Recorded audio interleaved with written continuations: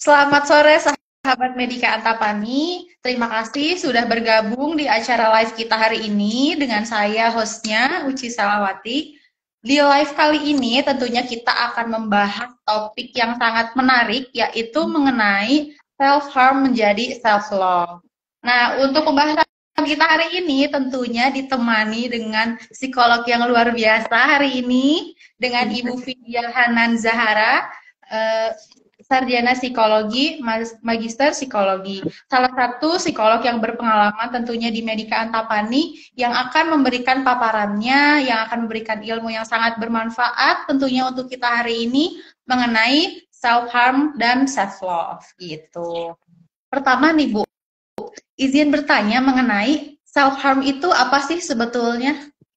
Oke, terima kasih Teh. Mungkin sedikit membahas ya tentang self harm itu sebenarnya adalah tindakan atau perilaku dalam untuk menyakiti diri sendiri ya. Jadi kalau misalnya mengalami emosi-emosi yang tidak baik atau emosi negatif itu biasanya yang dilakukan adalah menyakiti diri sendiri dan itu tuh macam-macam ya, macam-macam tindakannya. Nanti kita akan mulai bahas satu-satu ya. Tapi yang paling sering itu mungkin yang paling sederhana misalnya nyakitin diri sendiri ketika marah dan tidak bisa ngungkapin ke orang lain. Tindakan yang dilakukan misalnya membentur-benturkan kepala ke tembok atau misalnya gigit-gigit kuku gitu ya, atau bisa jambak-jambak rambut. Nah, itu juga salah satu bentuk ketika dia itu melakukan self harm seperti itu ya. Baik, kemudian apa sih Bu penyebabnya kenapa orang itu bisa sampai melakukan self harm, bisa sampai menyakiti dirinya sendiri gitu? Apakah triggernya tuh biasanya karena apa? Oke, triggernya itu biasanya tadi orang-orang yang cenderung melakukan self harm itu memang dari segi kepercayaan diri itu biasanya rendah gitu ya. Terus mungkin temannya nggak banyak, terus agak sulit mengekspresikan diri atau mengekspresikan emosi atau ketika misalnya dia itu mengeluarkan pendapat, mungkin sekitarnya lingkungannya tuh tidak mendengar atau tidak memperhatikan. Jadi dia tidak merasa dihargai ketika dia itu berpendapat. Nah, ketika dia merasakan emosi negatif, dia tidak bisa ungkapkan, dia tidak bisa utarakan dengan baik, akhirnya dia kesel sendiri gitu ya. Kalau kita tuh istilahnya ngedumel sendiri gitu di hati. Nah, ketika ngedumel sendiri dan nggak tahu harus melakukan apa, akhirnya yang dilakukan adalah menyakiti diri sendiri sebagai bentuk untuk meluapkan kekesalannya dia gitu. Dan ketika dia menyakiti diri sendiri, dia akan merasa lega karena dia merasa misalnya gini contohnya dia itu merasa apa yang terjadi di dalam dirinya atau hidupnya itu kesalahan dia misalnya padahal bukan untuk kesalahan dia. Nah akhirnya karena dia menyalahkan diri sendiri akhirnya bentuk dia dalam tanda kutip ya menghukum diri sendiri ya dengan cara dia menyakiti diri. Dengan begitu dia merasa nyaman, dia merasa feel better gitu loh.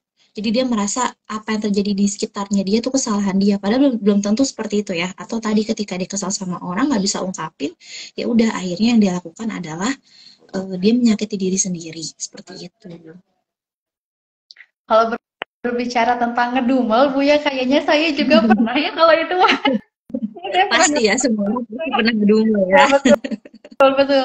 Kemudian Bu, kalau misalnya kita kayak tadi ya Bu yang memendam, nggak dikeluarkan, tidak diungkapkan, itu biasanya membutuhkan waktu berapa lama sih Bu sampai akhirnya kita bisa melakukan self harm ini dan apakah emang semua orang berpotensi atau nggak semua orang gitu? Oke, kalau dibilang berpotensi, saya rasa semua orang punya potensi ya, tapi mungkin tingkatannya beda-beda. Ada yang mungkin berawalnya dari melempar barang dulu, misalnya merusak barang gitu ya. Tapi ada juga yang nggak melewati fase melempar barang, tapi langsung nyakitin diri itu juga ada. Nah, kalau ditanya berapa lama waktunya juga balik lagi, itu tingkat resilient kita sebutnya resilience itu ketahanan orang menghadapi stres itu beda-beda ya. Kalau misalnya yang sudah lebih dewasa pasti lebih bisa mengontrol dan mengelola emosinya lebih baik gitu ya. Tapi kalau yang masih belum matang, misalnya remaja, nah itu biasanya waktunya tuh cukup singkat gitu ya. Karena kan kalau remaja memang lagi masa emosinya meledak-ledak, jadi sekalinya marah itu pasti ada aja perilaku yang dia tunjukin. Salah satunya perilaku destruktif tadi, misalnya melempar barang atau menyakiti diri sendiri. Jadi itu beda-beda tergantung dengan kondisinya masing-masing gitu. Jadi kalau ditanya semua orang ada potensi nggak? Sebenarnya semua orang ada potensi, tapi balik lagi apakah orang itu akan melakukan sampai ke tahap itu atau tidak, itu balik lagi. Dan gak semua orang ya ketika marah nyakitin diri sendiri. Ada yang mungkin lebih nyaman misalnya ngelempar barang, atau lebih nyaman misalnya mengungkapkan emosi tersebut ke orang yang bersangkutan, atau misalnya berbicara kasar misalnya gitu ya. Jadi tiap orang itu beda-beda sih. Jadi nggak bisa disamaratakan semua orang akan seperti itu, enggak ya gitu. Kemudian nih Bu, biasanya kan kita suka memendam ya Bu ya, kalau misalnya ada masalah apa sampai akhirnya menggerutu gitu ya. Kalau itu lebih baik tuh kita ceritanya tuh sama psikolog atau kita cukup sama orang-orang terdekat aja gitu. Itu lebih baiknya supaya bisa menyelesaikan masalah kita itu baiknya bagaimana? Ya, itu biasanya kita balikan lagi ya ke klien gitu. Balik lagi, ada klien yang misalnya untuk masalah yang bisa dikatakan ringan gitu ya, dia butuh bantuan psikolog. Tapi ada klien yang mungkin masalah berat pun dia masih bisa handle sendiri. Jadi kita balik ke preferensi si klien juga gitu. Kalau memang kita kan yang paling tahu kemampuan kita, kapasitas diri kita, dan masalah yang kita hadapi kan diri kita sendiri ya. Nah, kita bisa mengukur tuh kira-kira ini tuh masalah yang dalam kategori ringan, sedang, atau berat gitu ya. Terus sejauh mana kita bisa menyelesaikannya. Kalau misalnya nih ternyata kita memang tidak bisa menyelesaikannya, terus misalnya awalnya hanya ngedumel, tapi ngedumelnya makin lama makin parah, atau makin lama jadi mengganggu diri kita sendiri gitu ya. Nah, itu baru kita boleh rekomendasikan untuk datang ke psikolog gitu. Karena balik lagi, kemampuan orang menghadapi masalah dan konflik itu berbeda-beda gitu ya. Kalau memang misalnya sudah dirasa sudah mengganggu, jadi sebenarnya gini, tanda ke psikolog itu pertama kalau masalah yang kita miliki itu misalnya pertama sudah mengganggu diri kita sendiri, sudah mengganggu diri kita, aktivitas kita gitu ya. Kedua, kalau itu sudah di-mention sama orang sekitar kita, udah di-notice gitu ya, kok kamu sikapnya jadi nyebelin ya kita, atau kok kamu jadi ganggu orang sekitar sih. Nah, kalau udah dua hal itu terpenuhi, nah itu lebih baik kita segera rekomendasikan ke psikolog gitu ya, karena ada orang yang ngerasa mengganggu dirinya tapi nggak mengganggu orang lain, atau ada orang lain terganggu tapi dia sendiri ngerasa fine aja gitu ya. Nah, makanya kalau udah terpenuhi dua hal itu lebih baik segera dibawa ke psikolog. Berarti kan apa yang dia rasakan itu sudah terjadi sama diri dia, dan orang sekitarnya pun sudah menyadari nih kalau ada yang nggak beres dari nih orang gitu ya. Makanya itu baru kita boleh rekomendasikan ke psikolog. Jadi nggak semua masalah harus ke psikolog ya. Kita boleh pilih-pilih mana yang bisa kita bawa ke psikolog, mana yang memang bisa kita handle sendiri gitu ya. Baik. Mengenai psikolog tadi ya Bu ya, kalau misalnya kita itu ada masalah nih Bu, tapi kita nggak berani cerita sama orang sekitar, terus kita juga nggak berani cerita buat ke psikolog, mungkin karena takut, karena nggak berani juga, atau mungkin karena orangnya juga masih awam gitu. Kemudian ini apa sih Bu dampak jangka pendek ataupun jangka panjangnya untuk kesehatan kita Bu? Oke, kalau tadi ya suka memendam masalah ya, jangka pendek yang pasti diri kitanya nggak nyaman, ya kan? Kita pasti yang namanya kita menyimpan emosi negatif dalam waktu lama itu juga nggak enak buat kita ya. Kayak kita nyimpen sampah terus nggak kita buang-buang, pasti kan numpuk bau ya kalau di rumah gitu istilahnya. Sama kayak emosi negatif, kita simpen lama, kita nggak ungkapin, kita pendem aja, akhirnya jadi nggak baik buat diri kita. Secara mental kita jadi gampang stres, gampang marah, sensitif, pengennya ngamuk gitu ya, emosinya nggak stabil. Secara fisik bisa jadi kita jadi sakit-sakitan dalam arti sakit-sakitan yang mungkin dikatakan non medis ya. Jadi kita tuh ngerasa misalnya pusing terus, padahal ke dokter kita datang ke dokter bilang nggak apa-apa. Atau kita ngerasa misalnya yang paling sering itu leher sini nih, punuk belakang, suka sakit, nggak stres gitu, tegang gitu. Padahal kalau dicek mungkin nggak apa-apa gitu ya. Nah itu jadi stres kita itu bisa bawa dampak negatif ke tubuh kita, terutama tadi ya kita nyebutnya psikosomatis. Jadi kondisi di mana kita stres terus dampaknya ke fisik kita. Nanti setelah itu ada lagi tuh nanti psikosomatis lain yang mungkin setiap orang beda-beda ya, ketika ngalamin stres atau nyimpan emosi negatif lama-lama, mungkin nanti tiba-tiba jadi GERD, ya mahnya kambuh misalnya, atau suka jadi keringet dingin, jantung berdebar, pokoknya beda-beda. Atau ada yang sering keramnya nggak udah-udah gitu ya, sembuh hilang gitu ya. Nah itu jadi dampaknya bakal ke situ. Otomatis kan balik lagi ya, kita nyimpan sampah di hati, itu pasti nggak bakal enak, nggak bakal nyaman, apalagi untuk dampak jangka panjang. Nah jangka panjangnya tadi, kalau dia nggak bisa mengelola emosinya dengan baik, stresnya dengan baik, mungkin akan ada kemungkinan dia akan menyakiti diri sendiri. Dan kalau menyakiti diri sendiri, dia akan memulai dari tahap paling ringan sampai tahap paling berat. ya kan? Tahap paling ringan mungkin cuman gigit-gigit kuku, bentur-benturin kepala, jambak-jambak rambut, ya kan? Nanti akhirnya dia misalnya melukai dirinya ya, misalnya menyileti tangannya, sampai nanti nyilet nadi, meninggal, akhirnya bunuh diri. Ya, jadi itu dampak jangka panjangnya ternyata self harm ini bisa juga membuat orang itu kehilangan nyawa. Gitu. Mengenai self harm ini ya Bu, apa sih Bu kayak misalnya ciri-ciri orang sekitar kita tuh terkena self harm tuh ada nggak Bu? Takutnya kan karena kita pasti kerja dengan mungkin beban kerjanya masing-masing atau mungkin dengan beban pribadinya, masalah pribadinya. Gimana cara kita untuk mengenali bahwa orang ini atau teman kita ini kayaknya ini self harm nih gitu? Kira-kira hal yang paling gampang deh Bu yang kita bisa ngelihat nih kayaknya ini ada sesuatu yang aneh itu biasanya seperti apa Ibu Vidya?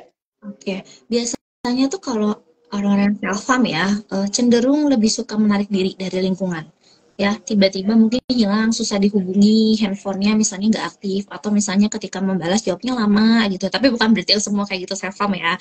Ini ciri-cirinya gitu, spesifiknya menarik diri, susah diajak ketemu gitu ya. Atau ketika ketemu misalnya paling sering itu mereka menggunakan baju-baju yang berlengan panjang. Padahal misalnya mohon maaf tidak berjilbab, tidak berhijab, tapi pakai bajunya lengan panjang. Terus kayak suka masuk-masukin tangan ke dalam kantong, kayak orang kedinginan gitu ya. Nanti kalau kita nggak sengaja lihat, misalnya ada luka, nanti kita tanya tuh itu kenapa kok tangannya luka misalnya. Mereka jawabnya masih kayak enggak ini cuman kegores atau misalnya nih kecelakaan kecil atau apa pokoknya mereka akan cenderung untuk menutupi dirinya gitu ya.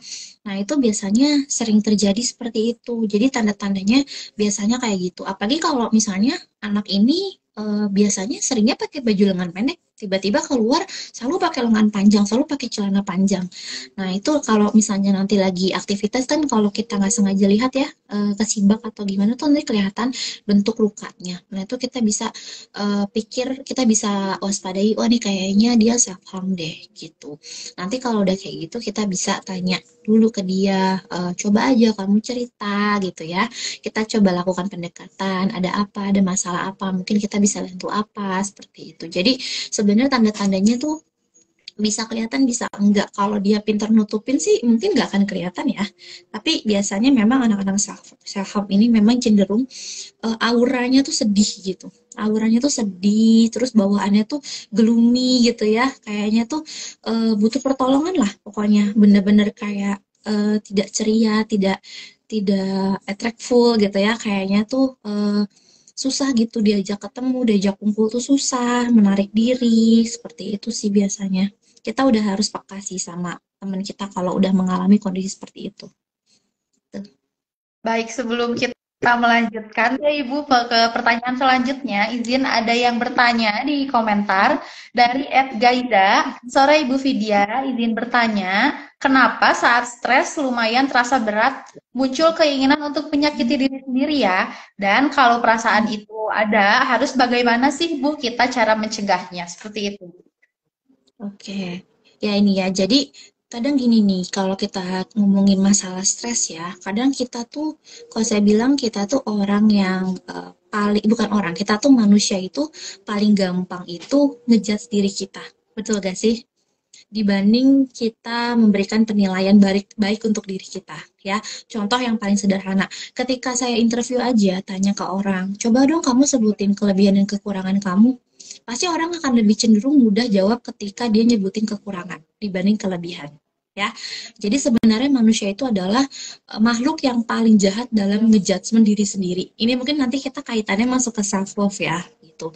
Nah, terus kita ngerasa nggak sih kadang nih ketika kita melakukan sesuatu, terus kita merasa perilaku kita tuh tindakan yang bodoh gitu ya, pasti kita bakal kayak memaki-maki diri kita, aduh bodoh banget sih tadi kayak gitu, duh ngapain sih gue kayak gitu, duh tolol banget sih. Pokoknya semua kata-kata sumpah serapah itu keluar gitu dari mulut kita dan itu berkali-kali tanpa kita sadari. Itu nunjukin kita tuh sangat mudah untuk memberikan judgement buruk ke diri kita gitu kan, sangat mudah membenci diri kita sendiri.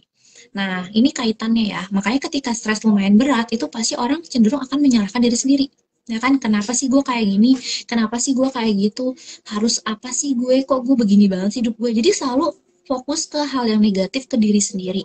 Dan akhirnya ketika sudah fokus ke hal yang negatif, akhirnya timbullah rasa untuk membenci diri sendiri.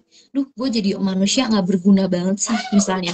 Duh, gue jadi orang gini aja nggak paham, gini aja nggak bisa, gini aja nggak ngerti gitu ya, kok bodoh banget sih. Akhirnya ketika itu terus-menerus terjadi di dalam diri kita, di dalam otak kita, akhirnya kan kita, akhirnya pikiran kita merespon ya semua eh, kata-kata yang buruk itu.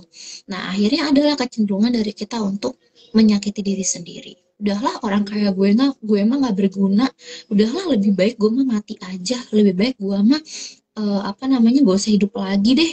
Udah deh, gue mau nyakitin diri gue aja, misalnya gitu. Jadi timbullah si rasa itu. Jadi memang sebenarnya orang-orang yang melakukan self harm itu memang banyak klien-klien saya ya, pengalaman kecenderungannya adalah self love-nya itu sangat rendah. Jadi dia tidak bisa menghargai dirinya sendiri. Ada rasa untuk terus-menerus membenci diri sendiri, terus-menerus merasa dirinya nggak berharga. Jadi kalaupun misalnya dia menyakiti diri sendiri, itu adalah hal yang lumrah, hal yang wah, ya is okay, nggak apa-apa gitu, nggak apa-apa kok aku mati aja, nggak apa-apa kok aku menyakiti diriku saja karena aku tidak baik, aku tidak berguna, aku tidak pantas hidup, misalnya gitu ya. Jadi kalau misalnya ada orang-orang yang punya kecenderungan seperti itu ya, menyakiti diri sendiri, barangkali memang self love-nya memang kurang gitu. Jadi bagaimana cara mencegahnya? Nanti mungkin lanjut ke pertanyaan berikutnya ya. Cara mencegahnya ya dengan self love pasti. Gitu. Kaitan dengan kita merasa diri kita tidak berharga gitu ya, memang kadang sepertinya setiap orang pasti tentunya pernah mengalami itu ya Bu ya, kalau lagi ada masalah ya. Nah, Pasti. kita dengan yang tadi nih Bu, kita tuh merasa bahwa diri kita ini tidak berharga. Berarti kan kita harus lebih bisa menghargai diri kita, bisa lebih mencintai diri kita. Dari yang self harm ini, apakah dari Ibu Vidya ada cara nih Bu merubah kebiasaan yang sebelumnya menjudge diri sendiri jadi mencintai diri sendiri, kalau kata anak gaul sekarang mah self love gitu Bu ya? Ibu ada tips nggak gimana nih merubahnya gitu? Oke, mengubahnya sebenarnya nggak gampang ya kalau ngomong mengubah gitu ya. Mungkin kita coba memperbaiki pelan-pelan ya. Jadi memang yang paling penting itu adalah kita menyayangi diri sendiri. Teorinya gitu, tapi kan susah ya prakteknya. Nah, mungkin tips and trick yang bisa dilakukan dari saya yang paling sederhana ya. Pertama, kita harus merasa kita itu tuh lahir di dunia tuh pasti ada maksud dan tujuan dari sang pencipta gitu ya. Kita nggak mungkin tiba-tiba ada di dunia kalau kita tuh nggak punya pesan atau nggak punya message yang harus kita sampaikan gitu. Kita harus menyadari kalau kita itu bukan cuman orang yang biasa-biasa aja. Kita tuh hadir di dunia memang karena kita itu diciptakan oleh Tuhan dan kita berharga gitu ya. Kedua, ya tadi kita harus belajar untuk menyayangi diri kita dengan cara kita menghargai diri kita ya. Menghargai diri kita tuh bisa dimulai dari hal-hal yang paling sederhana. Kayak misalnya kita itu bisa memberikan reward ke diri kita atas segala pencapaian kecil yang sudah pernah kita lakukan gitu ya. Kadang orang-orang ini nih teh yang paling jadi masalahnya adalah fenomena yang ada di sosial media mungkin ya. Semua orang melakukan flexing, akhirnya kita atau mungkin kita yang menonton atau melihat sosial media itu jadi tidak merasa pencapaian kita itu berharga. Karena orang-orang lebih hebat dibanding kita, mungkin gitu ya. Nah, jadi kita mungkin harus mulai belajar untuk mendetoks juga nih sosial media yang kira-kira nggak penting, yang ternyata cuman akan membuat hati kita menjadi terluka atau hati kita menjadi iri dengki gitu ya. Lebih baik kita detoks dulu, lalu kita belajar untuk bisa menghargai setiap pencapaian terkecil yang kita dapatkan gitu ya. Sesederhana misalnya kalau misalnya anak-anak Gen Z mungkin ya, atau anak Gen Alpha gitu ya, aku sudah berhasil misalnya mengerjakan ujian dengan baik misalnya, sederhana ya kelihatannya, tapi kita boleh tuh ngasih self reward yang sederhana juga, misalnya pulang ujian setelah habis malam belajar begadang gitu ya, kita pulang, kita misalnya kita beli es krim kayak yang kita suka, atau kita beli coklat kayak, atau mungkin jajan gitu ya, beli barang atau tumbler yang kita suka, yang lucu gitu. Jadi sebenarnya self reward itu bisa kita lakukan atas segala pencapaian kecil yang sudah kita dapetin, karena kalau bukan kita yang memberikan penghargaan itu, siapa lagi gitu ya. Dan hidup dengan terus-menerus butuh validasi orang lain itu sangat berat loh, gitu ya, sangat lelah loh, gitu ya. Jadi lebih baik kita yang memvalidasi diri kita aja. Nah, dengan kita mulai mencoba memberikan self reward atas kerja keras kita, atas usaha kita, sekecil apapun pencapaian kita, dari situlah kita akan belajar untuk lebih menyayangi, dan akhirnya ketika mau self harm itu berpikir, ngapain self harm gitu ya, aku udah capek, aku udah lelah dengan segala kehidupan ini, masa aku harus nyakitin diriku sendiri sih, kayaknya aku zolim banget ya gitu. Kurang lebih kayak gitu ya. Jadi kita harus bisa mencoba belajar menyayangi pelan-pelan sih ya, dari hal-hal kecil aja, tapi jangan semuanya jadi self reward ya, malah jadi boros ya. Nggak semua itu disebut self reward juga. Nggak selalu gitu ya. Gitu ya. Memang Bu, ini part yang paling saya suka dari mencintai diri sendiri, kayaknya memang self reward ya kayaknya. Tapi ini kayaknya self rewardnya ya. Self reward itu nggak harus barang ya. Maksudnya apapun, misalnya tiba-tiba nih kalau cewek, ah udah aku capek kerja seminggu full, aku mau nyalon gitu ya. Nggak apa-apa juga, aku mau pijit gitu. Nggak apa-apa juga gitu ya. Asal jangan setiap hari keborosan itu jadi dinormalisasi, nih self reward yang nggak juga gitu ya. Gitu. Eh, mengenai ini ya Bu ya, mencintai diri sendiri gitu, self love gitu ya. Apakah ada tips nggak Bu untuk misalnya kita ketemu sama teman kita nih, kayaknya dia sudah mulai self harm nih, sepertinya dia sudah mulai menyakiti diri sendiri. Apakah ada tips nih Bu, pendekatan kita ke dia, cara ngomong ke dia, dan memotivasi teman kita nih supaya dia tuh bisa lebih mencintai dirinya sendiri? Gimana cara pendekatan, cara psikologinya Bu, biar dia juga mau menerima dan mau mendengarkan? Oke, pertama kita deketin dia sebagai temen ya. Bukan berarti kita deketin dia terus kita maksa, kamu nyakitin diri sendiri ya? Kenapa kamu cerita aja? Nggak gitu ya. Karena takutnya orang yang melakukan self harm itu kebanyakan mereka punya trust issue juga. Jadi mereka tuh nggak mau misalnya dideketin orang karena orang itu kepo. Bukannya perhatian, beda ya kepo sama care ya. Jadi kita bisa ajak ngobrol singkat, ajak ngobrol sederhana, ajak ngobrol yang simpel-simpel aja lah, nggak usah yang berat-berat gitu ya. Tanya tentang kabar dia, tanya tentang kehidupan dia. Mungkin kita ketemu cuma sekedar update kehidupan gitu ya. Biasanya dari situ dia akan mulai terbuka, tergugah untuk cerita ketika dia ngerasa kita orang yang tepat buat bercerita. Ketika dia ngerasa dia nyaman sama kita, ketika dia ngerasa kalau misalnya kita tuh emang bener-bener pengen tahu gitu ya tentang keadaan dia, bukan karena kita kepo misalnya gitu. Nah dari situ kita bisa ajak dia untuk misalnya tanya kehidupannya, terus nanti pelan-pelan kita baru tanya lagi, kamu ada kesulitan apa, ada yang bisa saya bantu nggak, kalau ada apa-apa boleh cerita ya, siapa aja boleh cerita sama saya kapan aja gitu. Jadi kita juga membuka diri gitu, kalau sewaktu-waktu kamu butuh saya, insya Allah saya siap kok gitu ya. Kamu boleh hubungan saya kapanpun gitu. Atau kalau memang kamu misalnya ngerasa butuh bantuan psikolog pun, bilang aja nanti aku coba cariin rekomendasi psikolognya misalnya gitu. Jadi kita nggak memaksa dia untuk cerita sih. Karena kalau dia udah nyaman, biasanya dia akan cerita sendiri tanpa perlu dipaksa gitu ya. Atau kita bisa misalnya kita katakan, kok saya lihatnya kamu tampak tidak baik-baik aja ya misalnya, kamu baik-baik aja nggak sih, are you okay gitu ya, kita boleh tanya kayak gitu. Jadi kalau dia nggak mau cerita ya udah, is okay kalau nggak mau cerita, tapi kapanpun kamu butuh silahkan, saya akan bantu gitu. Jadi kita bisa buka diri aja sih, nggak usah maksain juga gitu.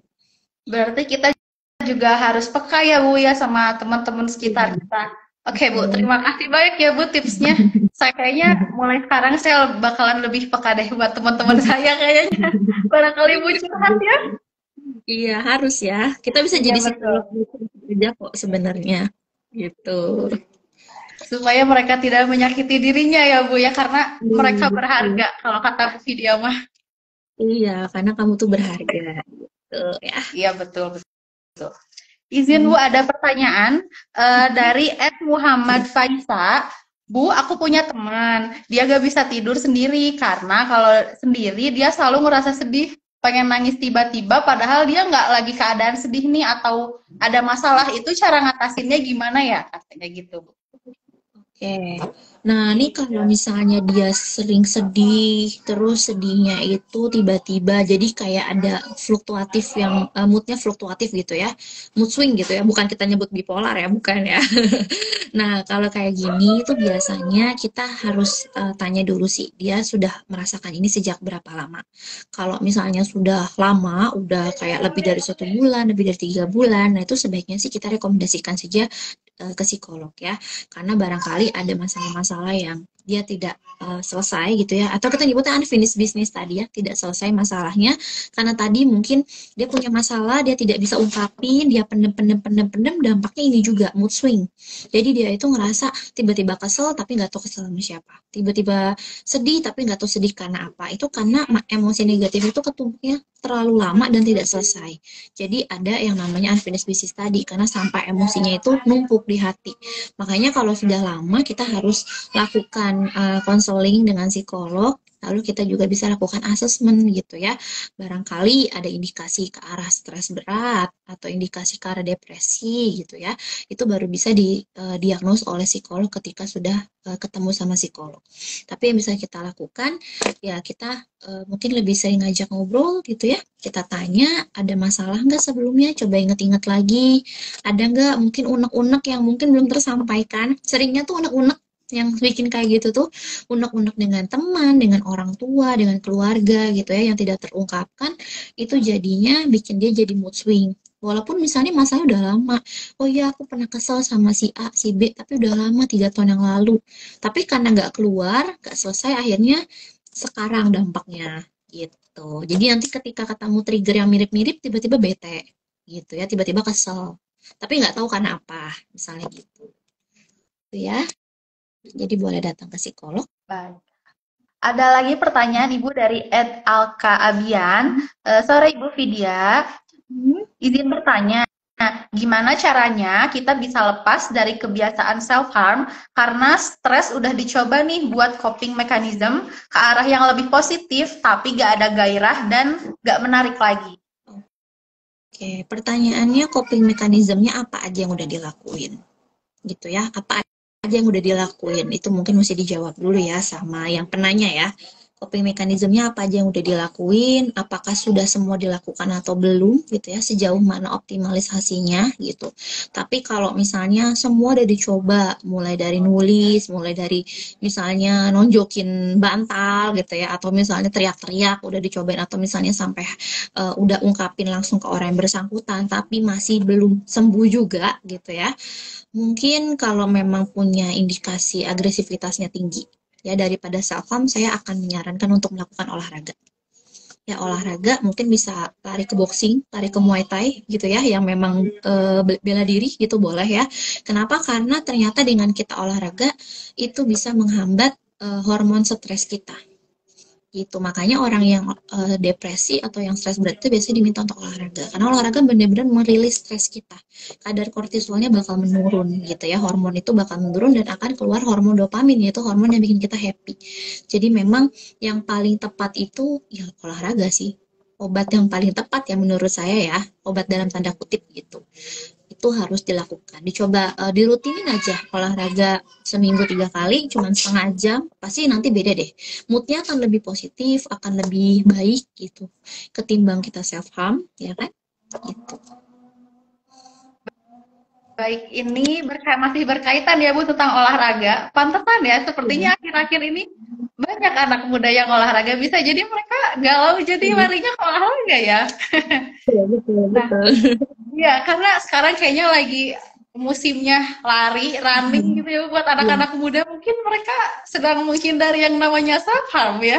betul. Bisa jadi menghindari stres juga ya Iya sebenarnya. betul betul. Betul, betul. Itu Mengenai memang. olahraga nih Bu, apa ada olahraga, ada tips gak Bu olahraga terbaik nih untuk kita menghindari self harm ini? Ada olahraga yang paling mudah dilakukan dan paling lebih enak lah buat dilakuin buat ngurangin si self harm ini Bu.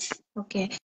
Kalau olahraga sih balik lagi ke individu masing-masing ya, nyamannya apa. Karena menurut saya itu preferensi sih. Ada individu misalnya sukanya yoga gitu ya, ada yang sukanya lari. Jadi kalau saya sih tidak menspesifikkan olahraga apa, tapi coba cari yang kamu suka gitu ya. Dan memang kan untuk mencapai minat itu kan kita harus explore ya. Kalau saya dulu pernah rutin olahraga dulu ya, dulu pernah rutin olahraga gitu ya. Itu saya memang explore sih teh, kayak semua tuh saya coba dan akhirnya saya pilih mana yang membuat saya nyaman gitu ya. Kalau saya memang tipikal orang yang nggak terlalu suka lari gitu. Jadi saya cari olahraga yang menurut saya lebih menantang karena bagi saya gitu ya, semakin menantang suatu olahraga, terus semakin kita berhasil melakukan itu, jadi semakin termotivasi gitu loh. Jadi kayak ada challenge untuk bisa juga gitu ya. Nah, kalau kalau tadi saya bisa bilang, ketika saya sedang mengalami emosi yang negatif, sangat negatif, itu olahraga bagi saya ya, yang ampuh itu adalah tadi, boxing sama Muay Thai. Itu paling ampuh. Karena ketika kita misalnya ninju gitu ya, itu pasti coachnya tuh bakal bilang, ayo coba pikirin siapa orang yang lagi kamu sebel, siapa orang yang bikin kamu marah misalnya, coba keluarin emosinya. Nah itu benar-benar ampuh gitu ketika kita cuman ngebayangin, oh aku lagi sebel sama si A atau aku lagi bete sama si B gitu ya, terus akhirnya nonjoknya lebih kuat kan. Nah akhirnya nonjoknya lebih kuat, energi yang keluar lebih banyak dong. Sampai rumah ya udah istirahat, tinggal tidur kan udah capek, energi negatifnya udah keluar. Jadi nggak kepikiran buat self harm ya, karena energinya udah keluar di tempat olahraga. Terus balik lagi, kalau saya memang tipikal orang yang suka ketemu orang baru gitu. Jadi ketika sudah ngeluarin emosi negatif, ketemu sama orang-orang baru, kita ngobrol gitu ya, saling motivasi, itu benar-benar pulang itu dengan kondisi yang positif banget gitu. Tapi kan itu balik lagi kita sesuai dengan preferensi orang gitu ya. Ada juga orang yang mungkin lebih nyaman olahraga sendiri di rumah, it's okay, nggak apa-apa gitu. Yang penting gimana caranya energi negatifnya itu kita keluarin ke olahraga, kita lelah, kita capek, jadi sampai rumah tuh tinggal istirahat aja udah.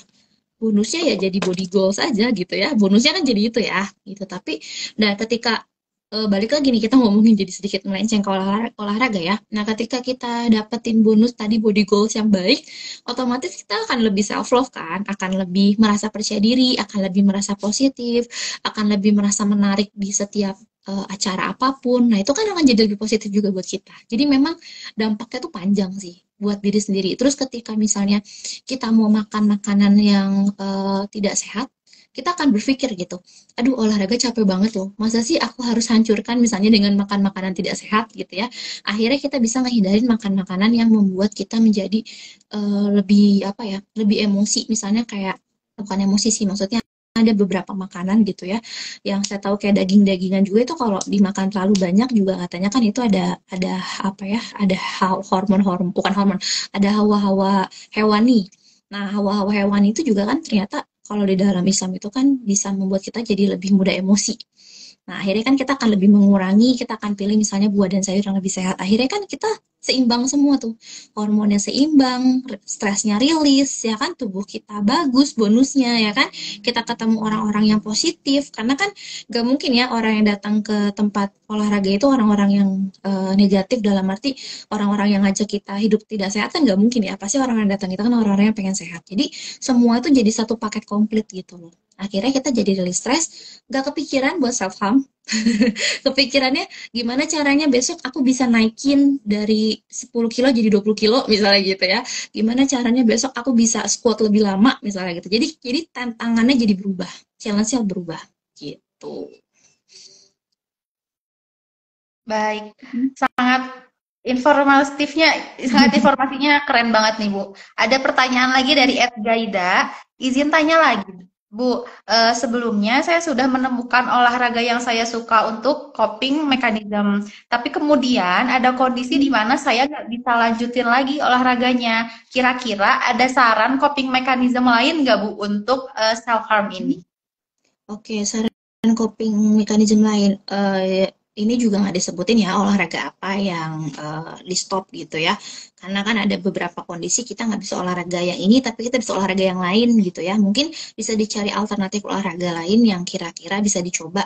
Atau kadang gini, kadang kita tuh langsung merasa kita tuh nggak bisa olahraga. Padahal sebenarnya olahraga tuh banyak macamnya dan sekarang banyak jenisnya ya. Dan kita tuh bisa coba satu-satu kalau kita mau gitu. Mana yang kita suka. Jadi kalau memang olahraga yang tadi disukai nggak bisa, mungkin kita bisa coba alternatif, coba hal baru lagi, olahraga baru yang lain. Atau yang selanjutnya, Yang pasti tadi ya, ketika kita itu merasa sedih, kita merasa sangat kesepian gitu ya, mungkin bisa dilakukan, kita lakukan journaling. Kita bikin diary tiap hari, journaling, jadi journaling emosi, misalnya hari ini aku moodnya itu dalam kondisi seperti apa. Ya, misalnya aku emosiku negatifnya apa, kenapa aku begitu. Jadi kita harus memvalidasi juga emosi kita setiap hari. Ya, baiknya sih seperti itu. Dan sekarang tuh sudah banyak aplikasi-aplikasi bisa di-download di handphone untuk bisa ngedetect emosi kita, namanya tuh saya lupa deh, pokoknya emotion tracker kalau nggak salah ya. Jadi bisa nge-track emosi kita setiap hari. Nanti setiap 1 bulan atau 1 tahun itu nanti akan ada kayak rekapnya gitu loh.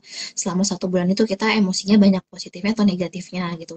Nah, dengan kita mencoba memvalidasi emosi kita sendiri, kita jadi tahu kita marah kenapa, kita kesal kenapa, kita bete kenapa, misalnya gitu ya. Lalu setelah melakukan journaling, mungkin yang terpenting lagi adalah eh, apa namanya, kita bicara sama orang. Ya, bicara sama orang itu penting sih. Dengan teman, dengan keluarga gitu ya, dengan sahabat itu penting. Terus ya tadi coping mekanismenya, mungkin ketika kamu marah sama orang, kamu boleh tuh tulis namanya gitu ya di kertas besar gitu ya. Terus kamu robek-robek, kamu bakar gitu ya saking kamu keselnya, atau kamu teriak gitu, itu juga boleh. Itu mekanisme yang cukup ampuh untuk sebagian orang ya. Atau ada orang yang tipikalnya tuh dia harus pergi ke tempat yang sepi, ke pinggir pantai, sudah teriak kencang-kencang, itu juga boleh gitu. Jadi sebenarnya banyak banget sih coping mekanisme yang bisa dilakukan. Terus mungkin ibadah ya, ibadah juga mungkin ada beberapa orang yang merasa dengan ibadah itu akan lebih baik ya, dikeluarkan emosinya di situ, silahkan juga. Ya, kalau itu sudah semua dilakukan tetap tidak membaik, ya mungkin balik lagi ya, mesti datang ke psikolog atau ke psikiater. Mungkin memang harus ada yang membantu secara profesional gitu. Dicoba dulu aja P3K-nya ya. Ketiga-kanya, karena mungkin ketika kita punya masalah nggak selalu kita harus ceritain ke orang ya, tapi mungkin ada hal-hal yang bisa kita keep sendiri, kita selesaikan sendiri, kita handle sendiri dulu sebelum akhirnya kita ceritakan ke orang lain, seperti itu. Wah, menarik sekali Bu, karena ternyata ada banyak banget ya cara coping mechanism yang jujur saya aja baru tahu gitu. Ada banyak sekali ternyata tipsnya hari ini ya. Kemudian Bu, dari lingkungan sosial, lingkungan keluarga, teman maupun dari media sosial ini, apakah sangat mempengaruhi atau tidak sih Bu terhadap seseorang untuk mencintai dirinya? Iya, sangat ya. Tadi mungkin tadi sedikit saya mention ya terkait sosial media. Mungkin orang-orang tuh jadi tidak bisa menghargai dirinya sendiri ketika melihat sosial media kita sekarang berseliweran orang-orang yang flexing ya. Mungkin flexingnya sekarang itu lebih kepada pencapaian, ya kan? Jadi orang itu merasa apa yang sudah dicapai itu tidak ada apa-apanya dibanding orang lain gitu. Ternyata aku melakukan ini tuh ya biasa-biasa aja karena orang seumuran aku di posisi aku gitu ya, ternyata bisa mencapai hal-hal yang jauh lebih baik gitu. Nah, akhirnya ketika kita melihat kondisi-kondisi seperti itu, akhirnya tadi hilanglah rasa penghargaan terhadap diri sendiri. Hilanglah rasa self love. Kita selalu ngerasa diri kita tuh kurang, kurang dan kurang gitu ya. Kita akhirnya jadi menuntut diri kita tuh lebih, lebih dan lebih tanpa bisa melihat pencapaian kecil yang sudah kita lakukan tadi. Makanya tadi saya bilang kan, ketika kita sudah mencapai suatu pencapaian kecil, kita harus memberikan reward gitu ya. Karena tadi ketika kita luput ya, ketika kita fokus dengan pencapaian orang lain, kita akan nge-push diri kita, ibaratnya gini, ibaratnya kita tuh kayak naik tangga. Nah, kita akan nge-push diri kita untuk terus naik terus ya. Jadi ketika udah sampai di atas tuh, kita tuh akhirnya ngos-ngosan gitu, karena wah, aku masih masih kurang tinggi nih, aku masih harus push diri aku ke atas lagi, aku ngos-ngosan tapi aku udah capek gitu ya.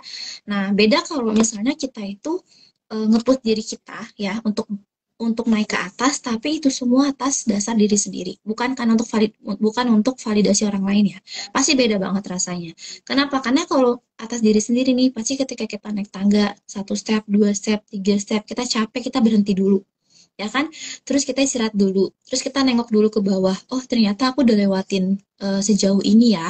Oh, kayaknya aku harus ngasih self reward ke diri aku deh. Aku udah cukup bekerja keras loh 3 bulan ini atau 4 bulan ini gitu ya. Nanti kita udah siap, ya udah kita naik lagi ke atas, pelan-pelan gitu, step by step gitu kan. Itu pasti akan beda rasanya ketika kita itu naik tangganya itu karena diri sendiri. Nah, tadi kalau kita nge-push diri kita naik tangganya itu karena orang lain, pasti pas sampai di atas itu kita nggak sadar tuh kalau kita tuh udah setinggi itu sebenarnya. Pas nengok ke bawah tuh aku udah tinggi banget ya. Tapi karena ngelihatnya tangga yang lebih tinggi lagi, akhirnya kita kan terus menerus nge-push diri kita untuk terus naik. Padahal sampai di atas kita juga nggak ngerasain apa-apa. Cuman, oh gini doang rasanya. Mungkin gitu ya. Oh, oh gini doang. Oh, tapi aku masih kurang nih. Aku masih harus naik lagi nih. Akhirnya capek. Akhirnya lelah. Terus ketika nggak sesuai dengan harapan, akhirnya stres, depresi. Akhirnya self-harm lagi. Kayak gitu. Jadi penting ya buat menghargai pencapaian yang sudah kita lakukan. Biasanya, Bu, kalau dari self love ini apa sih, Bu, kira-kira tantangan terbesar seseorang dalam proses dari self harm ke self love ini biasanya tantangan terbesarnya apa sih, Bu? Dan bagaimana cara menjaga biar kita tuh konsisten nih nggak melakukan self harm lagi dan selalu mencintai diri sendiri gitu. Oke, tantangannya adalah orang-orang yang biasa self-harm ini tidak menyadari kalau dirinya tuh berharga. Itu tantangannya. Jadi untuk bisa merubah pikiran mereka kalau mereka berharga aja itu effortnya dari psikolog ya, itu cukup sulit buat saya. Karena mereka tuh bakal terus memberikan alasan-alasan kenapa dia melakukan self-harm dan kenapa dirinya tidak begitu, segitunya tidak berharga. Jadi merubah itu aja tuh susah. Karena kan untuk bisa merubah self-harm jadi self-harm itu kan pertama harus diubah mindset ya.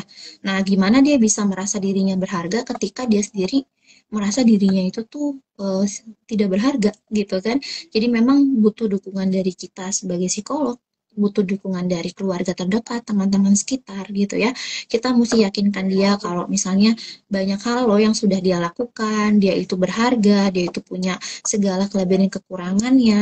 Karena orang-orang yang self-harm ini cenderung melihat sisi negatif dari dirinya aja. Tadi kekurangannya, terus kebodohannya, mungkin keburukannya, kelemahannya, pokoknya semua hal negatif itu yang dilakukan oleh orang-orang yang melakukan self-harm gitu. Jadi ubah itu dulu yang butuh effort, butuh proses, ubah si pikiran buruk tentang diri sendiri dulu gitu ya. Belajar dulu menerima kalau ya ini diri aku gitu ya dengan segala kelebihan dan kekurangannya. Belajar nerima dulu. Kalau udah bisa menerima biasanya sudah bisa berdamai ya. Nah, itu kan prosesnya masih panjang tuh. Nerima, berdamai sampai nanti akhirnya adalah memaafkan misalnya gitu ya. Memaafkan kalau memang aku punya pengalaman buruk, memaafkan kalau aku pernah salah gitu ya. Baru dari situ dia bisa belajar untuk self love tadi. Jadi prosesnya panjang, nggak semudah itu sampai dia tahap self love. Tapi yang penting dia itu sudah bisa nerima dulu segala kelebihan kekurangan dan tidak melihat dirinya tuh selalu negatif. Itu dulu PR yang pertamanya sih. Yang beratnya itu dulu. Gitu. Izin, Bu, ada pertanyaan dari Ed Muhammad Faisa mengenai pertanyaan yang tadi katanya. Jadi temannya itu dulu pernah diselingkuhi dan mendapat kekerasan baik verbal maupun non-verbal. Dulunya tidak bisa melepaskan diri dari orang itu. Kemudian dia jadi nggak bisa tidur, Bu, katanya. Oke, kalau ini berarti ada indikasi trauma ya.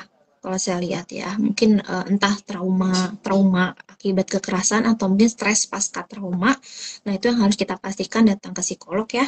Karena barangkali dengan adanya PTSD atau tadi trauma terhadap kasus yang pernah dialami sebelumnya, itu juga menyebabkan dia menjadi selalu ketakutan ketika malam hari. Ya, jadi dia ngerasa takut terancam misalnya ya, terus dia takut tidur sendiri, takut nanti dijahatin, takut nanti ada yang ngebunuh misalnya gitu. Jadi dia trust issue juga. Jadi barangkali memang ini ada kondisi-kondisi yang berkaitan dengan traumatik sih kalau saya lihat, kalau lihat dari kasusnya ya. Jadi ada hubungannya nggak? Mungkin ada hubungannya. Mungkin kita harus dalami juga ya, kekerasan verbal dan non-verbalnya itu terjadinya saat apa situasinya. Ya barangkali ketika dia mau tidur terus jadi disiksa gitu sama pacarnya ya kan. Jadi menyebabkan dia semakin takut ketika tidur sendiri, itu kan juga ada kaitannya. Makanya kita harus dalami dulu sih, melewati asesmen dulu. Kita harus cari tahu apa yang menyebabkan dia jadi seperti itu. Karena kan nggak mungkin ya sesuatu itu terjadi kalau nggak ada sebab akibat. Jadi kita harus cari variabel-variabel apa yang bikin dia tuh menjadi seperti itu. Karena setiap gangguan psikologi itu nggak mungkin terjadi karena hanya dari satu faktor atau dari satu variabel. Itu jarang sekali terjadi gitu ya, kecuali memang bawaan lahir. Tapi kalau kayak trauma atau tadi pasti ada penyebabnya. Barangkali masalahnya bukan cuma itu aja. Kita ulik lagi, mungkin bisa jadi ya ada masalah dengan orang tua, kekerasan dari kecil atau apapun itu, kita harus ulik lagi kan. Jadi masih panjang prosesnya untuk melakukan diagnosa gitu. Kemudian masih berkaitan ya Bu dengan rasa trauma tadi. Rasa trauma tadi itu sebetulnya bisa hilang dengan kita memaafkan, ataukah memang harus diobati ke psikolog, Bu? Oke, kalau ditanya balik lagi ya, trauma itu beda-beda kalau menurut saya. Ada yang memang trauma dalam arti gini, ada orang yang memang bisa mengatasi traumanya sendiri. Mengatasi trauma dalam arti gini, memilih untuk tidak trauma, memilih untuk melawan, memilih untuk fight gitu ya. Tapi ada juga orang yang sudah mencoba melawan tapi tetap gak bisa. Nah, kalau tetap nggak bisa, berarti dia butuh bantuan orang lain dong, ya kan? Nah, butuh bantuan orang lain ini ya bisa datang ke psikolog ataupun ke psikiater. Kalau ke psikiater mungkin akan dibantu ya dengan pengobatan farmakologis ya, pengobatannya seperti apa gitu ya. Kalau dari psikolog mungkin kita bisa lakukan terapi, hipnoterapi gitu ya, atau kita bisa lakukan konseling gitu. Kita punya beberapa metode terapi sih yang bisa digunakan untuk bisa membantu orang-orang mengatasi trauma. Ada juga namanya brain spotting terapi. Jadi macam-macam yang bisa kita lakukan tergantung kapasitas psikolognya sendiri gitu. Jadi sebenarnya kita bisa bawa dia untuk datang ke ahlinya kalau memang traumanya ini sudah sangat mengganggu, atau pasti mengganggu ya. Maksudnya kalau sudah tidak terhandle lah. Tapi balik lagi ya, namanya trauma itu tidak bisa 100% sembuh. Jadi kita bisa bantu minimalisir supaya dia tetap bisa melakukan aktivitasnya dengan baik gitu. Minimal udah nggak gampang takut, nggak gampang panik, misalnya nggak gampang nangis, nggak gampang cemas. Minimal dia bisa handle ketika triggernya muncul. Itu dulu deh. Sampai situ juga udah cukup kok. Gitu. Masih berhubungan dengan yang tadi Bu. Gimana nih Bu? Apakah ada solusi atau mungkin tips dari Ibu kalau misalnya orang yang trauma ini dia takut untuk psikolog, takut untuk bercerita ke orang baru gitu. Apakah ada tips nih Bu buat kita sebagai teman untuk mengajak beliau ini yang traumatik ini? Nah ini ya, karena pertanyaannya dia ngerasa nggak perlu ya. Nah nggak perlu dan takut itu dua hal yang berbeda ya. Kalau takut emang secara emosi dia takut. Tapi kalau ngerasa nggak perlu berarti dia ngerasa dirinya baik-baik aja. Nah kita harus cari tahu dulu nih, ini orang nggak mau ke psikolog karena merasa takut secara emosi atau merasa memang tidak perlu dalam arti dia baik-baik aja. Nah kalau misalnya dia ngerasa takut, kita bisa tetap dorong dia, mungkin ketika konsultasi kita bisa temani dulu gitu ya, sampai ketemu sama psikolognya, kita dampingi dulu. Tapi kalau dia ngerasa nggak perlu, karena memang dia ngerasa baik-baik aja, nah ini agak sulit sih, karena kita nggak bisa ngebantu orang kalau dia sendiri ngerasa dia nggak butuh bantuan. Ya kan, jadi percuma apapun yang akan kita lakukan di dalam ruangan itu tidak akan terjalin gitu, karena tidak ada rasa kooperatif. Misalnya tadi dia ngerasa dia bebek aja, dia nggak perlu datang ke psikolog, ya berarti apapun yang nanti kita akan bahas di ruang diskusi nanti itu akan mentah aja, karena dia ngerasa dia bebek aja. Pasti ketika ditanya dia akan selalu denial gitu ya, butuh bantuan apa? Nggak apa-apa, saya bebek aja, saya nggak butuh bantuan, saya nggak butuh cerita. Akhirnya kita nggak bisa diskusi apa-apa, akhirnya dia tidak mendapatkan tujuan dari konseling itu ya kan, dia tidak akan mendapatkan insight dari pembahasan yang kita saat itu, yang hari itu kita diskusikan gitu. Jadi kita harus pastikan dulu dia benar merasa takut atau benar merasa tidak perlu, karena itu dua hal yang berbeda.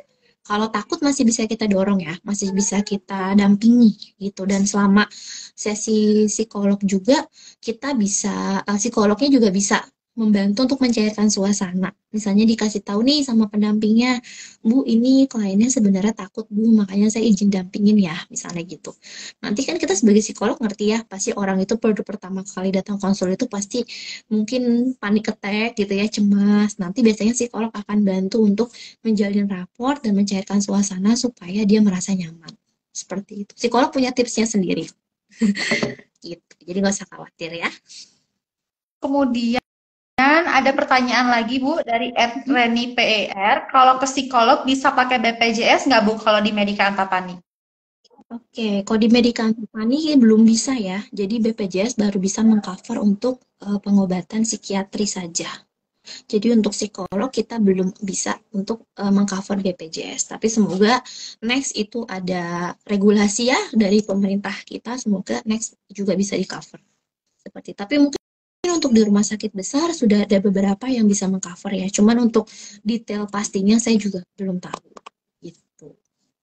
Baik Ibu Vidya, informasi hari ini sangat bermanfaat banget buat saya pribadi, tentunya buat sahabat Medika Antapani juga. Sangat menarik sekali dan menambah banget nih Bu wawasan aku yang sangat awam ini tentang kesehatan mental, masih banyak gak taunya, ternyata sangat menarik sekali ya Bu pembahasan hari ini. Sama-sama. Ya baik, terima kasih banyak Bu Vidya atas penjelasan yang lengkap dan menarik tentunya untuk hari ini. Sebelum kita mengakhiri live kita hari ini Bu, apakah dari Ibu ada nggak take home message dari pembahasan kita hari ini untuk sahabat Medika yang lagi nonton live kita nih?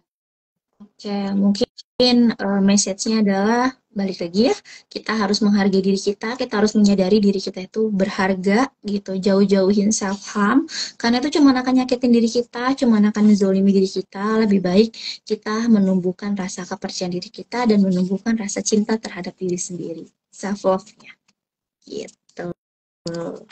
Penting banget ya Bu, self-love pokoknya. Penting banget loh, luar biasa itu.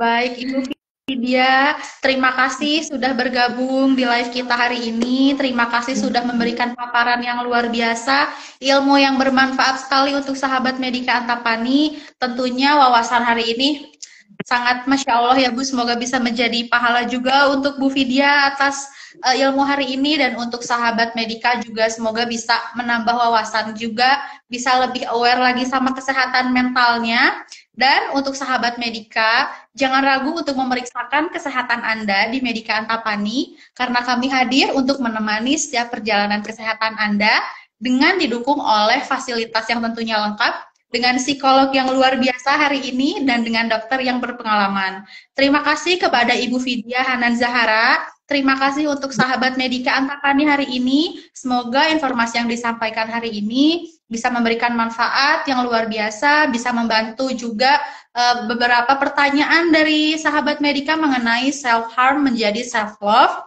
Jangan lupa untuk terus saksikan live kami di Medika Antapani, dan untuk kalau ada pertanyaan ataupun informasi seputar Medika Antapani bisa langsung ditanyakan melalui DM kami atau melalui link yang ada di bio kami. Terima kasih Ibu Vidya, terima kasih sahabat Medika Antapani, selamat sore.